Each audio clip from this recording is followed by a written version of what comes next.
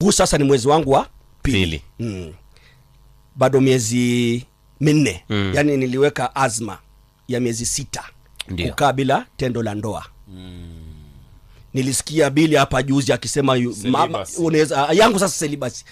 Maana shaoa na watoto. Umechukua break. Nimechukua break.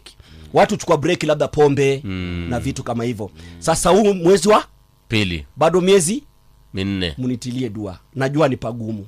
Ni pagumu sana maana ndio maana kidogo ameanza kutembea kama ana chechemea. Sasa tunaomba tu. Inaonesha tunaomba tu pia marafiki wabadilishe. Bila shaka. Na ikitokea labda nisiafikie hiyo ndoto, labda niondoke, mjue kilichonimaliza ni nini. Sawa bwana? Manake ni mazito kusema la kweli. Si mepesi bilimia mnavyofikiria. Unajinyima mengi, you focus in life. Unakaa na rafiki ambaye anakuonyesha mali ya Getumbe iko. Si ubaki na rafiki Bilimia na Mbaruk mwalimu na kupeleka AR kuna Java. Bilimia huyu mwanawe Pididi. Uzuri